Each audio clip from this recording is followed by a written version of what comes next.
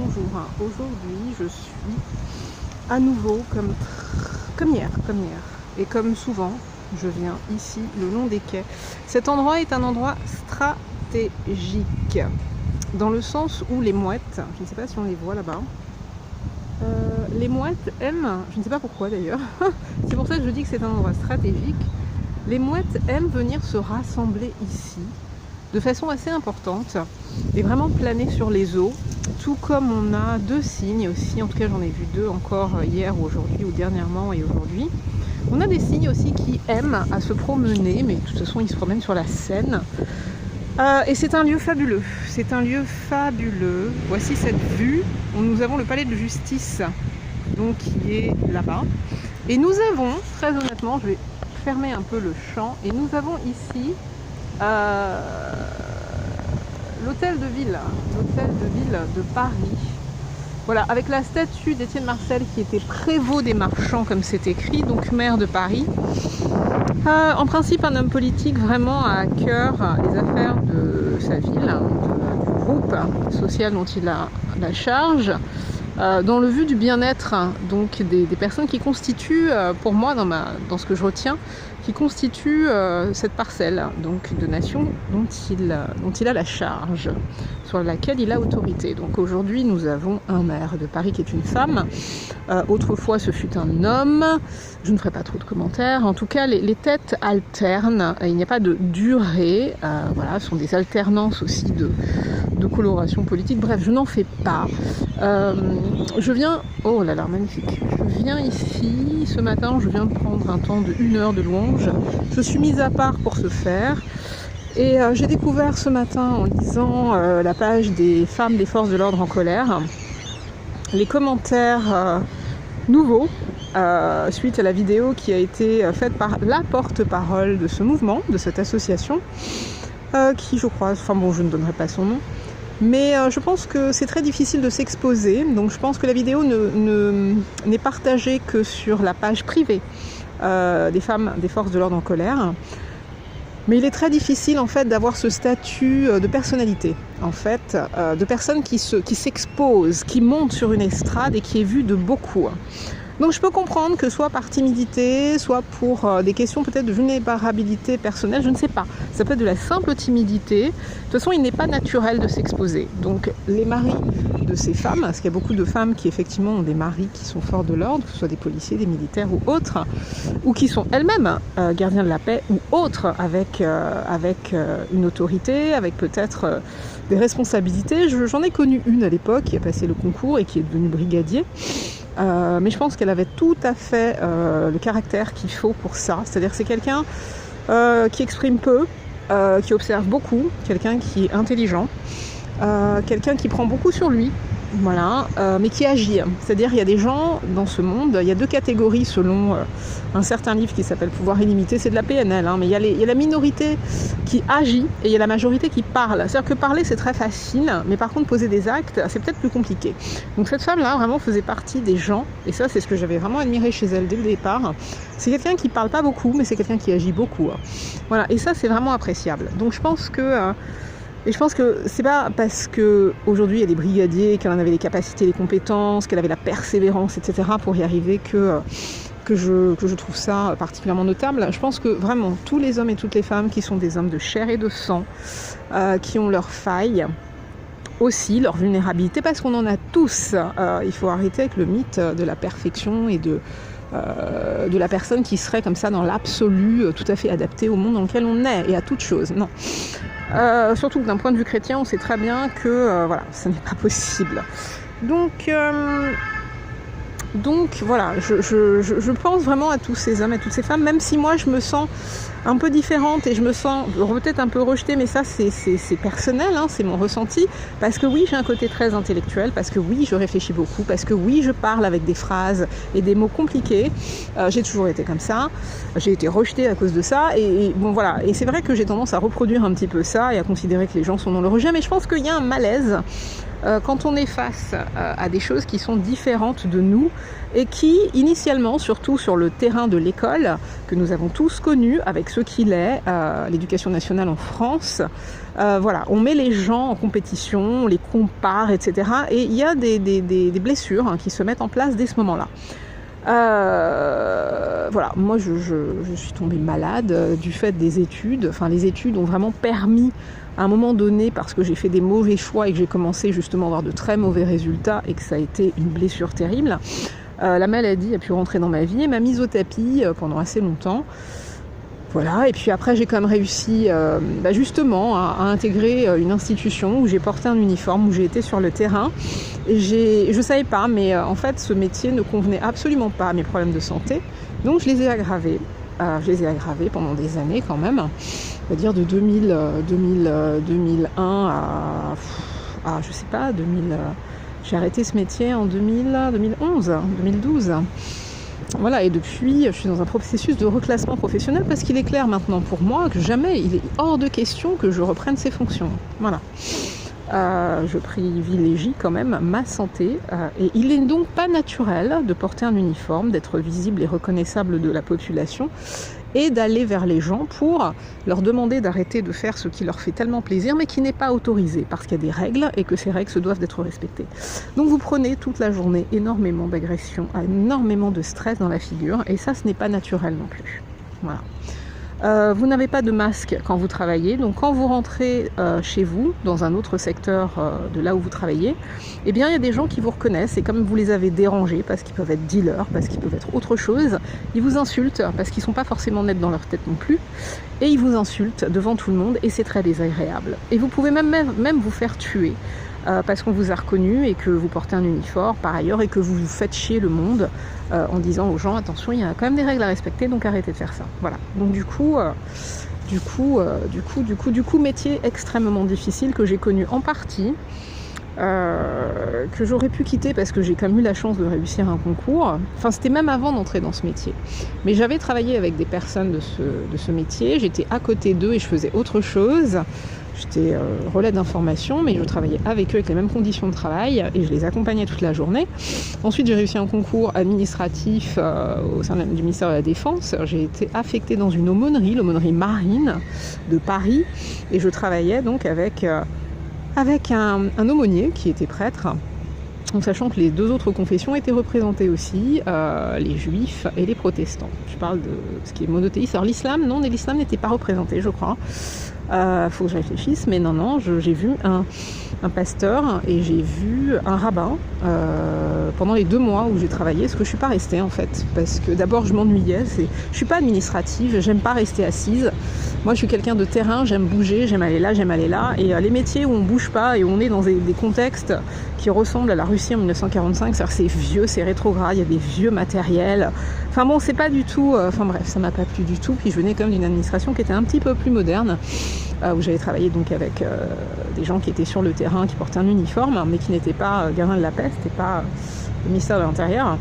Et voilà, et donc du coup, et puis pour d'autres raisons qui me sont propres, certainement mes problèmes de santé, j'ai donné ma démission donc avant même d'être titularisée dans le corps des adjoints administratifs, sachant que j'avais quand même un métier, enfin j'étais censée être la secrétaire et faire un boulot de secrétaire, mais ça, beaucoup de gens le vivent. Hein. On est recruté à un niveau inférieur pour faire les fonctions de quelqu'un qui a un niveau supérieur et on est payé bien sûr au niveau inférieur, mais ça, rien de nouveau sous le soleil. Bref, donc en tous les cas, je dirais que le monde fonctionne comme ça. Donc en tous les cas, j'ai pu être sur le terrain, donc je comprends les gens de terrain. J'ai été confrontée moi-même à une problématique qui est spécifique aux gens qui sont sur le terrain. Voilà, le fait d'être un point de mire, d'être reconnaissable, parce qu'on porte un uniforme, donc on n'est pas le kidam du coin qui passe dans la rue. On porte un uniforme, on représente une institution, on représente des règles, on est là pour demander aux gens de respecter les règles de cette institution. On prend beaucoup d'agressivité parce que les gens, surtout en France, sont très attachés à un principe de liberté, n'ont pas du tout envie qu'on les empêche de tourner en rond ou d'aller là où ils veulent aller. Donc c'était très difficile. même s'il y a des formations pour gérer l'agressivité, etc., la gestion du stress, très bien. En tout cas, ça a le mérite d'exister, mais ça ne suffit pas par rapport au quotidien. Donc, je connais quand même à mon niveau ce que peut représenter le fait de porter un uniforme, d'être sur le terrain, d'avoir des conditions de travail où on est dehors quand il fait froid, où on est dehors quand il fait très très chaud, où on peut travailler tard le soir, où la vie de famille effectivement est un peu perturbée, où les changements, il n'y a pas de régularité en fait. On ne peut pas dire oui, moi je suis de repos, alors certainement pas tous les dimanches parce qu'on travaille les week-ends, et puis ça tourne tout le temps, c'est jamais fixe, enfin bon, c'est des conditions de travail qui sont quand même difficiles, qui mettent à mal aussi l'organisme. Il n'y a pas de stabilité, voilà, sur ce terrain-là, on peut changer de site de travail très régulièrement, donc on ne peut pas s'attacher, il n'y a pas de stabilité, voilà. Donc moi je comprends, voilà, je comprends, même si quand je suis arrivée dans ce corps de métier de terrain, très rapidement un collègue m'a dit mais qu'est-ce que tu fous là? Parce qu'en gros ça veut dire tu parles pas comme nous, t'es pas comme nous, on voit que t'es une intellectuelle, que tu réfléchis, t'as un niveau, t'as fait des études, qu'est-ce que tu fous là? Et moi j'aurais pu lui dire mais attends Coco, mais j'ai pas dit ça bien sûr, hein, mais j'aurais pu dire mais attends, je lui ai simplement dit quand même d'une façon tout à fait neutre et tranquille, mais est-ce que tu veux que je t'emmène le dossier que j'ai gardé, à l'intérieur duquel il y a toutes les réponses négatives pour toutes les candidatures que j'ai pu faire pour pouvoir faire des métiers qui sont peut-être plus en rapport avec ce que je suis, ma façon de parler, mon intellect, machin. Et on m'a répondu non. Et j'ai des tas de lettres de refus. Il y a toute une pochette avec ça. Est-ce que tu veux que je te les montre? Et du coup, je lui dis, il faut que je mange. Je suis comme toi, j'ai besoin de bouffer, donc je dois travailler. Est-ce que tu veux bien que je fasse avec toi? Et le problème, il est là aujourd'hui aussi. C'est que ça, c'est un mouvement qui existe depuis un certain temps. C'est-à-dire que les gens d'un niveau n'arrivent pas à se caser au niveau qui est le leur. Et donc, forcément, se retrouvent à des niveaux inférieurs parce qu'il faut bouffer. Mais ça crée des distorsions. Parce que théoriquement, même dans les concours de l'administration, vous avez les catégories tout en bas qui sont D, je crois que c'est sans diplôme, C, c'est avec le BEPC, après c'est B, c'est le bac, et au-dessus, c'est un bac plus 2 minimum. Mais ce qui se passe, c'est qu'on observe une surdiplômite. Il y a des gens qui se présentent pour des concours de catégorie peut-être sans diplôme ou BEPC qui ont un bac plus 5. Bon, il y a un problème.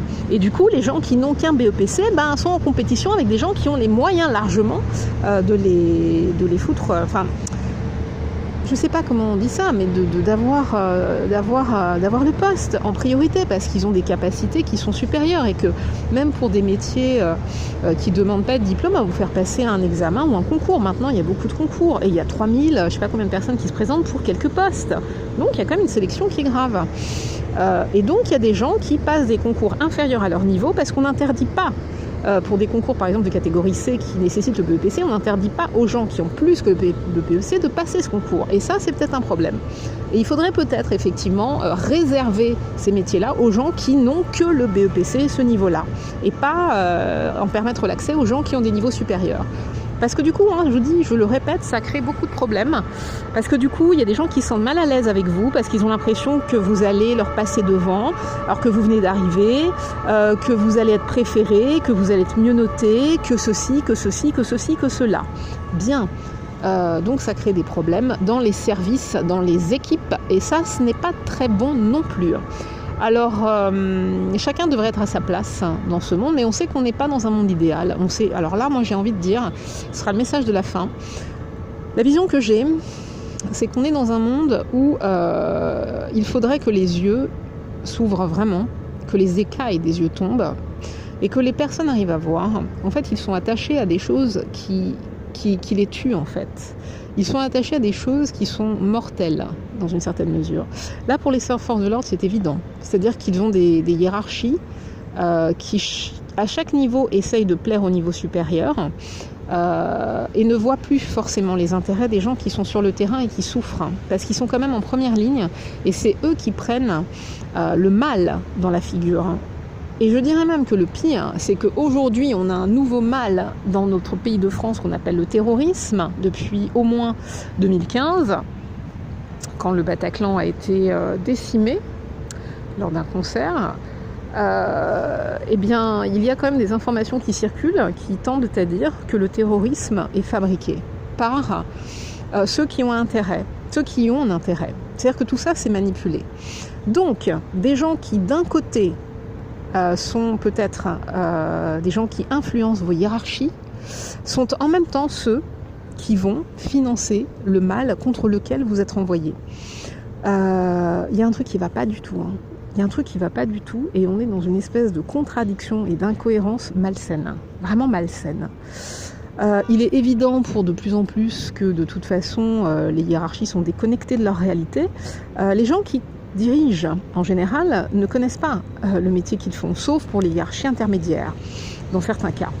C'est complètement, enfin ça n'a aucun sens, ça n'a juste aucun sens. Ça n'a juste aucun sens, mais peut-être que comme ça on peut s'assurer, et ça par contre c'est l'intérêt d'une espèce d'entité que je ne nomme pas, mais qui a une main très forte sur le monde dans lequel nous vivons.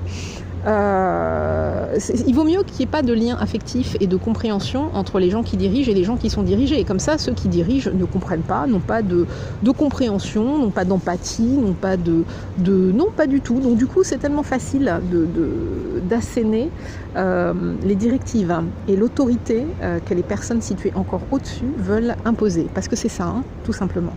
Donc, ce ne serait pas logique de prendre comme hiérarchie de direction des gens qui connaissent le terrain. Et pourtant, j'ai cru lire dernièrement que pour l'armée, il y a un homme qui avait été choisi comme celui qui remplacerait donc cet autre homme qui est frère, je crois, d'un homme politique et qui s'est positionné et qui a démissionné. Il a été remplacé par un homme qui est à la fois un homme de terrain et un homme intellectuel, qui est sur les deux terrains. Mais moi, j'aurais juste tendance à dire que pour moi, je suis désolée de le dire, les ténèbres ont avancé sur ce monde et les ténèbres avancent. Nous allons vers un gouvernement mondial qui place ses pions à plus haut niveau et qui redescend et qui place ses pions dans son intérêt et qui avance vers un gouvernement mondial, vers une politique mondiale, vers une économie mondiale et vers une religion mondiale. C'est ça. Et c'est un esclavage et c'est une dictature. Et on commence à en voir effectivement des extraits. Je pense que les gens contre lesquels les gens crient aujourd'hui et qui sont à la direction